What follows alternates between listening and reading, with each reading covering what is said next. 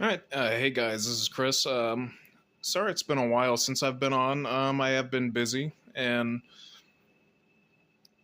definitely not too enthusiastic about everything that's been going on. Um, Everything that I've shared has given more than enough for anybody who has any type of common sense to be able to put two and two together. With everything surrounding this whole anti-gravity and vehicles with no moving parts and propulsion systems field of study. And I even instructed you to start with Thomas Townsend Brown, so that way you could see ion wind propulsion and you could see the flying disc that he created in the 1930s. And for whatever reason, it doesn't seem to click with you people. And I'm not talking down to you because I know not everybody has, like, the engineering mind, but if it walks like a duck, talks like a duck, then it probably is a duck, right? And it just kind of bothers me that I've compiled all this data for anybody to see and nobody listens to it. Nobody looks for it.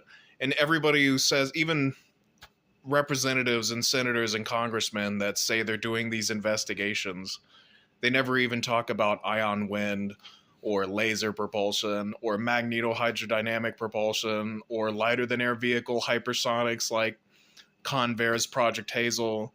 They don't talk about what actually is there. So it always bothers me that the conversation gets hijacked by all these ufologists and alien people, the people who believes that it's aliens and crashed vehicles and like reverse engineered craft and all this nonsense. And look, I was there at one point when I first started college.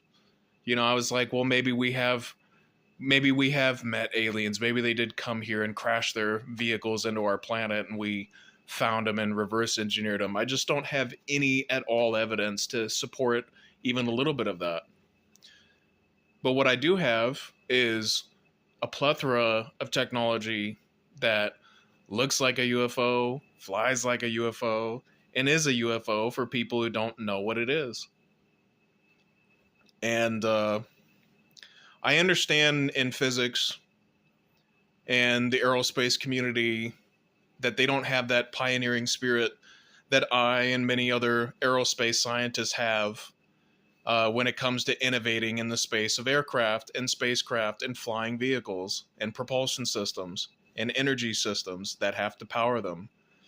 A lot of the people that built the Blackbird, for example, weren't a bunch of PhD having scientists from Princeton or Harvard or any of these others like Berkeley and Santa Barbara or MIT.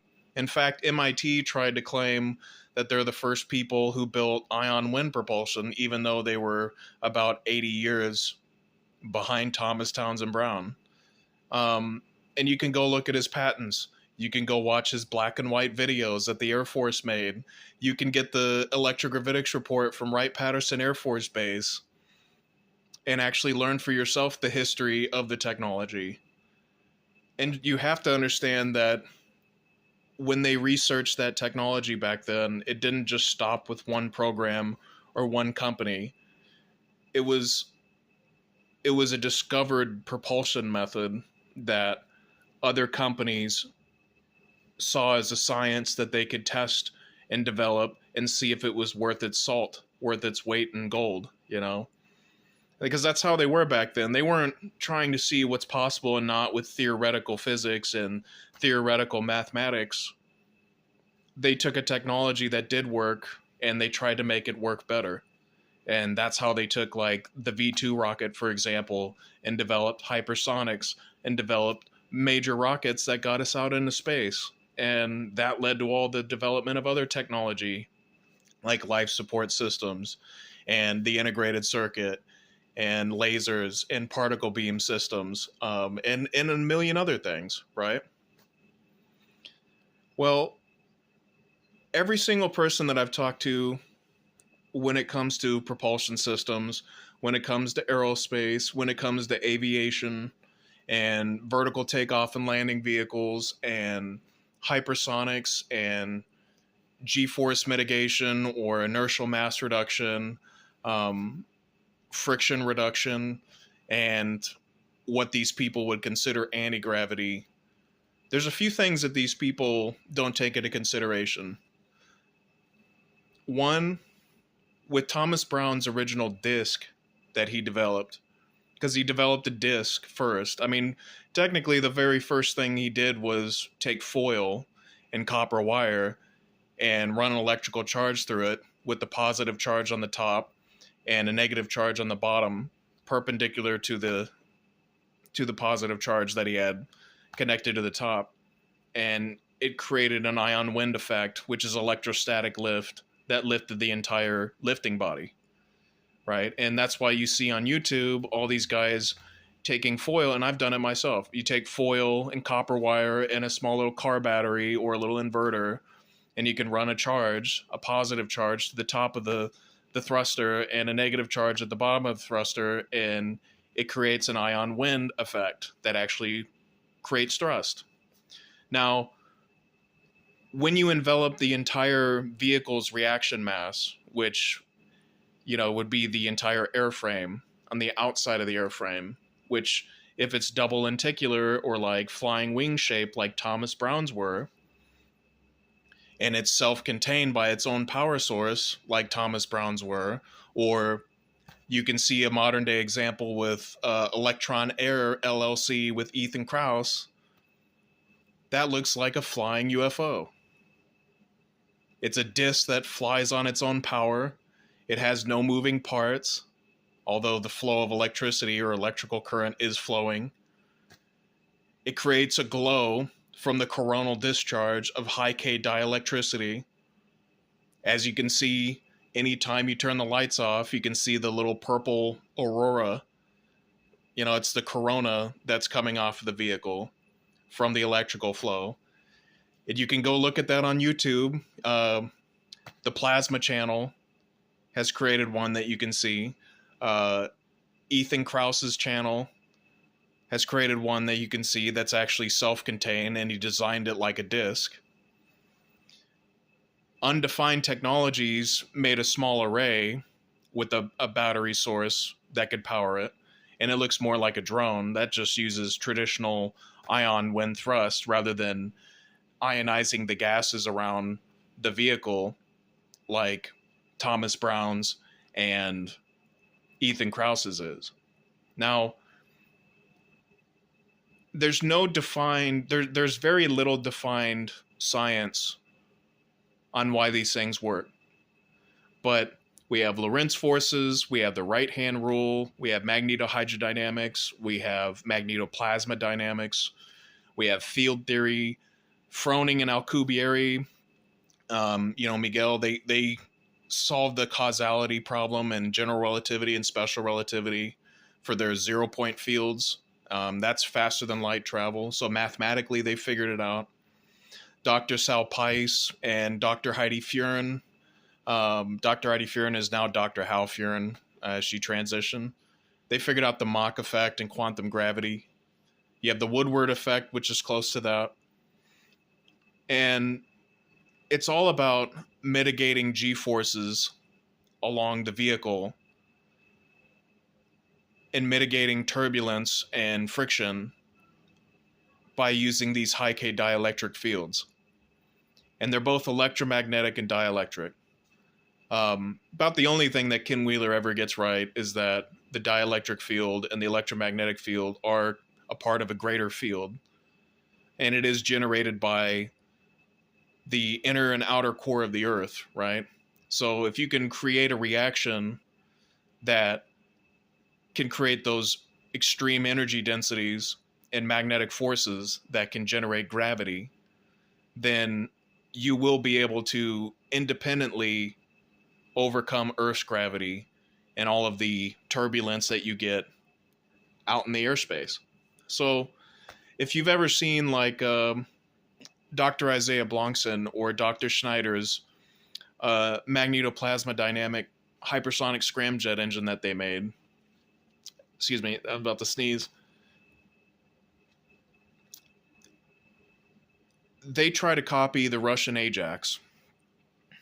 And the Russian Ajax used the idea that you can blast plasma, and it'd be a superconducting plasma in front of the vehicle, so in front of a hypersonic jet, for example, like the Ajax was. And you can create this laminar flow, which you'll see in Poynting's equations and Poynting's models. It creates a laminar flow across the airframe. So you have a lifting body, kind of like the X-43 or the HTVX or the X-24 that we had here in America, but like they did the same thing in Russia trying to figure this out in their hypersonics research. It creates a laminar flow that extends the turbulent wake. So if you're a pilot, you understand the Bernoulli principle, right? But if you ever look at the airflow or the fluid dynamics as it hits the very front of the cowl of the plane, travels across the reaction frame or the reaction mass of the airfoil or the airframe, it creates turbulent wake and vortices underneath and behind the actual airframe of a plane. Well, when you blast plasma in front of these vehicles, you're able to extend out forward and extend out behind the laminar flow, which mitigates that turbulent wake. So you're not, one, taking as much friction and exerting it across the actual airframe. It's being absorbed by the plasma bubble. And that's where you get magneto shelling like we do with reentry. Like if you've ever seen Jeff Greason's magneto plasma dynamic and magneto shelling wake dissipation, when these things come into these satellites, for example, that we send to Mars, go into orbit or coming into a planet, it takes a lot of heat, a lot of friction, and a lot of radiation when it's entering back into orbit, kind of like Artemis did. And instead of just having these really heavy and dense metamaterials that can absorb the heat and the friction and the turbulence and the radiation of reentry, they use magneto shelling to dampen that inertia. So I know that there's a lot of things at play here, and a nuclear physicist could explain it probably better than I will. But the science is there, right? We have the ability to mitigate G-forces, and not just with like blasting plasma or using fields like extreme energy density magnetic fields and high K dielectric fields, like ionizing the vehicle.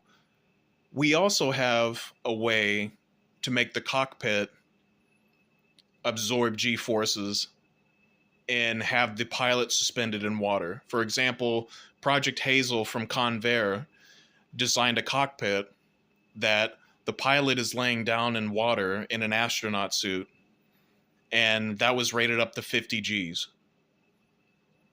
The airframe is already rated past that, but like the actual pilot in the cockpit was able to take 50 Gs in that design from Convair's Project Hazel. That's from 1958. You can go look at Convair, which was a company back then. There was an aerospace company. They were in the hypersonic boost glide and lifting bodies space race there back when they were trying to create these vehicles that could take us from the ground and into space. And then, we had air breathing and liquid breathing, MHDs and scramjets that they were coming up with, and rocket propulsion that they were coming with for us to have like a 2-stage to orbit or single stage to orbit space plane. Pan America was doing the same. Lockheed was doing the same. Northrop was doing the same. McDonnell Douglas was doing the same. But the Convair Project Hazel had figured out how to mitigate G-forces in the cockpit. So even if the body of the vehicle is taking that many Gs, which every fighter pilot could tell you 9 Gs is enough to knock out the average person. Like they take a left-hand bank and they could pass out just from doing that, right? And Mach 1, even at like 500 knots, right? So if you want to be able to maneuver quickly, and abruptly and take those extreme G-forces, you're going to need to be able to mitigate those G-forces. So there's a few different methods to do that, right? And so these guys were trying to figure that out back then. They were trying, because like they needed, not just wanted to, they needed to send people to space, because we were in a space race with Russia, right? We're in the middle of the Cold War with Russia, and when they launched Sputnik and it went over the United States, it made all of the leadership in the Pentagon at the United States say, well, what better way to prove our dominance over Russia than sending us to the moon? And so that's where we kicked off the Gemini and Mercury and Apollo missions, right? Well, in the NRO, when they started launching satellites, you know, they had a couple astronauts, and kind of like the KH-8 Hexagon or the Gambit that they declassified a few years ago, they had a lot of iterations of a technology that still to this day is revolutionary. And if you were an aerospace company like Lockheed, you know, and we always go back to Lockheed, but there was plenty of others that were innovating. But if you're an aerospace company, you're going to take the best of the technology that's available that can actually work for a program, and you're going to try to make it work. And I'm going to get back to that later, because that'll explain a little bit why presidents and congressmen, whenever they've asked, never got a straight answer, because it's intellectual property, and it's more of like an esoteric science, you know. Very few people can really understand it well enough to be able to develop the technology. Because there's a whole world of difference from being an extreme academic who understands super high obtuse levels of, you know, math and physics, and then somebody who can actually go build something that is real, you know. Like, I could go take Eric Weinstein from Theo Capital and bring him out to try to build an aircraft, and he probably wouldn't be able to do it. Not without help and direction, right? Like, his capabilities are extreme in the lane that he's in. But like, some bumpkin in the Air Force could build an aircraft better than he could. And that's a fact. Okay? And it's always been that way. It's always been that way, even with the Blackbird and the Oxcart and the L3301 Sentinel and the XOV and the FDL-5 and all these other manned hypersonics that Southern California and Nevada, New Mexico aerospace has been building for 80 years. It's always been young pioneers that don't exactly follow the traditional path that have built these technologies, okay? But let's get back to Hazel for a second.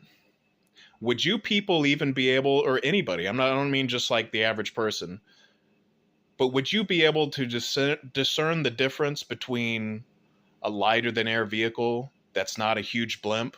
Because Project Hazel was a small, relatively small, Delta swept aircraft, and they used metamaterials at the time to build it.